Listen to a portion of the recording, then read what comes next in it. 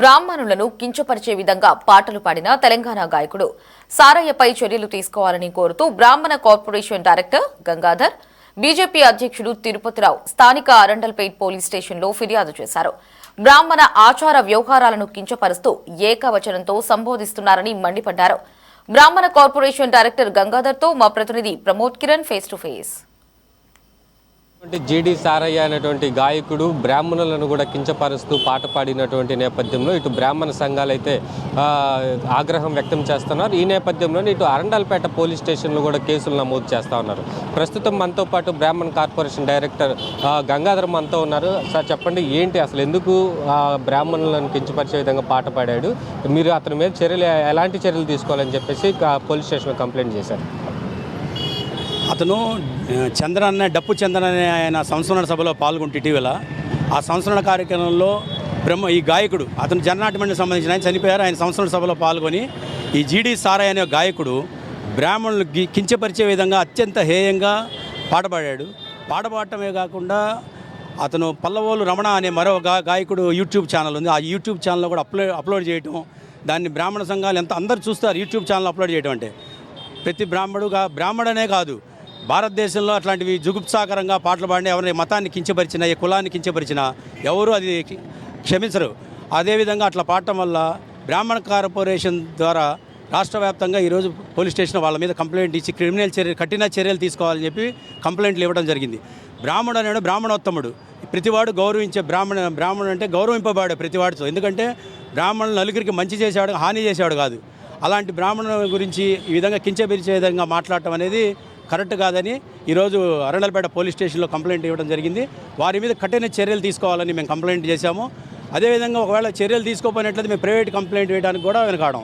అంటే ఎలాంటి చర్యలు, ఎలాంటి మాటలు మాట్లాడాడు, ఎలాంటి బ్రాహ్మణులు కించపరిచే విధంగా మాట్లాడినటువంటి నేపథ్యం? అతను బ్రాహ్మణుల గురించి హావభావాలు కావచ్చు, ఆహారం తీసుకునే విధానం కావచ్చు, నడవడిక కావచ్చు, అదేవిధంగా అంగీ తొడుక్కునే వ్యవహారం కావచ్చు, మరీ జుగుప్సాకరంగా అంగీ తొడకు బాపనయ్యో అంట. అతను ఏమంటాడు, మాకు డబ్బులు లేక అంగీ వేసుకోలేదు, మీకు బలిసి వేసుకోలేదు. ఎంత జుగుప్సాకరమైన మాట ఇది! పద్ధతేనా అసలు? ఒక కులాన్ని మతాన్ని కించపరిచి, ఏ కులమైనా, బ్రాహ్మణ కులమైనా కాదు, ఏ కులాన్నైనా కులాన్ని ఆ విధంగా తప్పుగా మాట్లాడే అర్హత ఎవరికి ఉంది? అసలు మాట్లాడచ్చు అది ఆ విధంగా మేము ఈరోజు కంప్లైంట్ చేయడానికి కారణం అనమాట. ఏదైతే సారయ్య చేస్తున్నటువంటి వ్యాఖ్యలపై కూడా ఇటు బ్రాహ్మణులు కావచ్చు, బీజేపీ జిల్లా అధ్యక్షుడు కూడా తీవ్ర స్థాయిలో మండిపడతా ఉన్నారు. మనతో పాటు జిల్లా అధ్యక్షులు కూడా ఉన్నారు. సార్ చెప్పండి, ఏంటి బీజేపీ తరఫున మీరు ఎలాంటి ఫిర్యాదు చేయబోతా ఉన్నారు? దీన్ని ప్రభుత్వం దృష్టికి ఏమైనా తీసుకెళ్లేటువంటి అవకాశం ఉందా? ముందుగా మీడియా మిత్రులకు నమస్కారం. ఏదైతే ఈ డప్పు చంద్రయ్య గారి సంస్కరణ సభలో సారయ్య అనే గాయకుడు ఒక కులాన్ని ఉద్దేశించి మాట్లాడే సందర్భం కాదు. వాస్తవంగా అయితే చంద్రయ్య గారి సంస్కరణ సభలో ఒక కులాన్ని గురించి మాట్లాడాలన్నంత అవసరం ఏముందండి? కావాలని చెప్పి ఒక బ్రాహ్మణ జాతి గురించి ద్వేషంతో మాట్లాడటం తప్పక అలా మాట్లాడాల్సిన సందర్భం కాదు.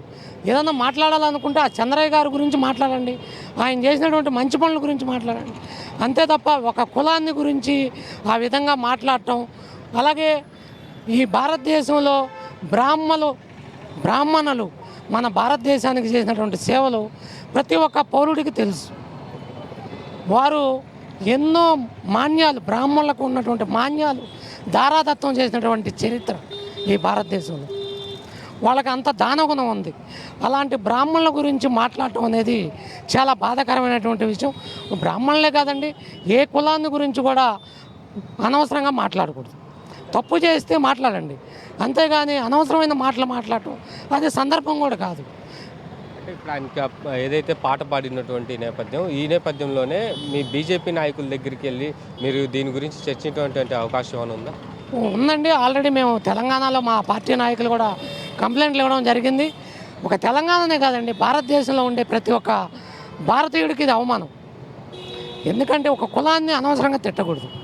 కాబట్టి వారి మీద గట్టి చర్యలు తీసుకోవాలి, లేదా అవాల్దన్నా చెప్పాలి వారు, సారయ్య అనే అతను.